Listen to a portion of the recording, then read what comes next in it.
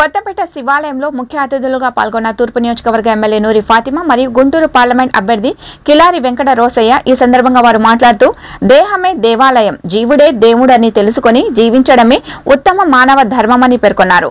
రాష్ట్ర ప్రభుత్వం దేవాలయాల అభివృద్ధి కొరకు ఎటువంటి రాజీ లేకుండా 10 అడుగులు ముందుకు వేస్తుందే తప్ప వెనుకడుగు వేసే ప్రసక్తే లేదన్నారు.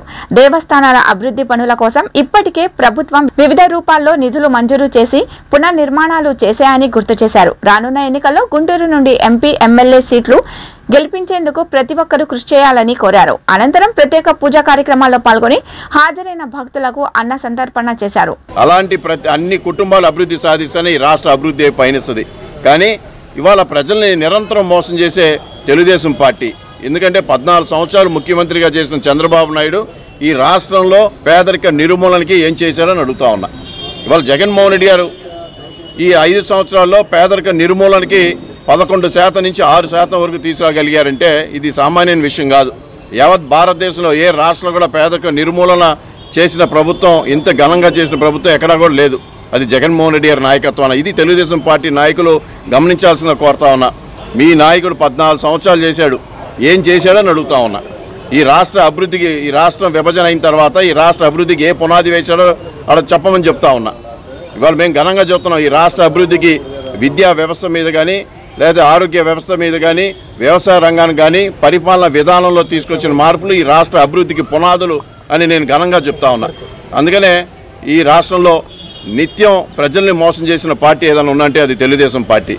ఈరోజు గుంటూరు ప్రజానీకం కూడా మోసపోయారు 10 సంవత్సరాలు. సో రానున్న సంవత్సరంలో వైఎస్ఆర్ కాంగ్రెస్ పార్టీని అత్యధిక మెజార్టీతో గెలిపించడానికి ప్రజలందరూ సంసిద్ధులై ఉన్నారు. ఈ యొక్క గుంటూరు ఖ్యాతిని మరింత విస్తరించడానికి నేను సాయశక్తిలో కృషి చేస్తానని చెప్పి ఈ సందర్భంగా తెలియజేసుకుంటూ, ఏదైతే గుంటూరు తూర్పు సమన్వయకర్త నూరి ఫాతిమా గారు ఉన్నారో, ముస్తఫా గారు వాళ్ళ తండ్రి గారు కూడా ఈ నియోజకవర్గంలో చాలా అభివృద్ధి కార్యక్రమాలు చేపట్టారు. కానీ దుష్ప్రచారాలతో ప్రతిపక్షాలు పనిచేస్తూ ఉన్నాయి. కానీ ఇంకా మెరుగ్గా, ఎందుకంటే చదువుకున్న విద్యావంతురాలు, ఆమె మెరుగ్గా ఇంకా ఈ గుంటూరు తూర్పు నియోజకవర్గానికి మరి అభివృద్ధి పదంలో తీసుకెళ్ళడానికి ఆయన సాయశక్తిలో కృషి చేస్తారు.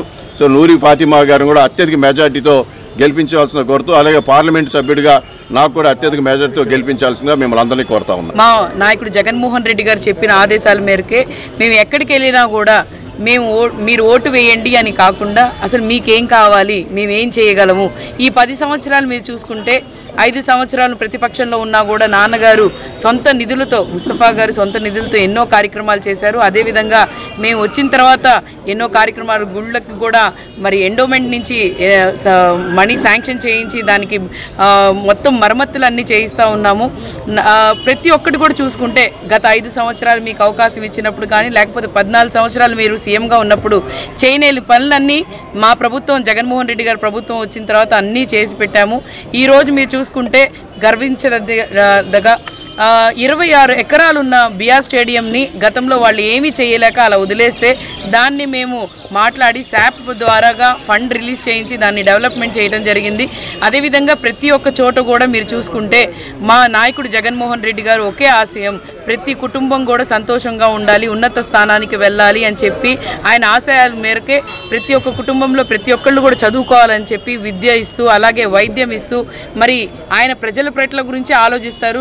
ఆయనకు ప్రజలు తప్ప వేరొక విషయం ఉండదు. గత ప్రభుత్వంలో, చంద్రబాబు నాయుడు గారి ప్రభుత్వంలో మీరు చూసుకుంటే వాళ్ళు బిల్డింగ్లు కట్టడం కానీ, ప్రైవేట్ అసెట్స్ అవన్నీ చేశారు. కానీ గవర్నమెంట్ తరపు నుంచి ప్రజలకి అందుబాటులో తెచ్చినవి ఏవీ లేవు.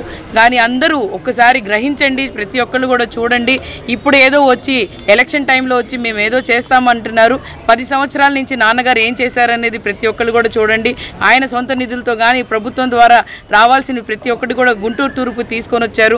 ఈరోజు సంక్షేమ పథకాలు అందరికీ అందాయి అని అంటే జగన్మోహన్ రెడ్డి గారు అక్కడ ట్రాన్స్పరెన్సీ మెయింటైన్ చేశారు. కాబట్టి ఈరోజు అందిని మనం సంతోషంగా ఉండాలన్నా, మనం ప్రతి కుటుంబం ఉన్నత స్థానానికి వెళ్ళాలన్నా జగన్మోహన్ రెడ్డి గారి ప్రభుత్వం ఉండాలి. అలాగే మన ఎంపీ గారు, మరి గతంలో ఎంపీ గారు 10 సంవత్సరాలు ఆయన కనిపించలేదు. మనకు స్థానికులు ఉంటేనే మనకు అన్నీ మంచి జరుగుతాయి. స్థానికులు ఉంటే పలకంగానే పలికే వ్యక్తి కావాలి. ఇక్కడ గెలిచి ఎక్కడో ఎన్ఆర్ఐలో కానీ, లేకపోతే ఎక్కడో యుఎస్లో, కెనడాలో ఉంటే సరిపోదు. స్థానికంగా ఉంటే వాళ్ళ సమస్యలు తెలుసుకోవచ్చు, వాళ్ళ సమస్యలు తీరచ్చు. ప్రతి ఒక్కళ్ళు కూడా గ్రహించి మీ అమూల్యమైన 2 ఓట్లు కూడా ఫ్యాన్ గుర్తుకు ఓటు వేయాల్సిందిగా కోరుకుంటున్నాను.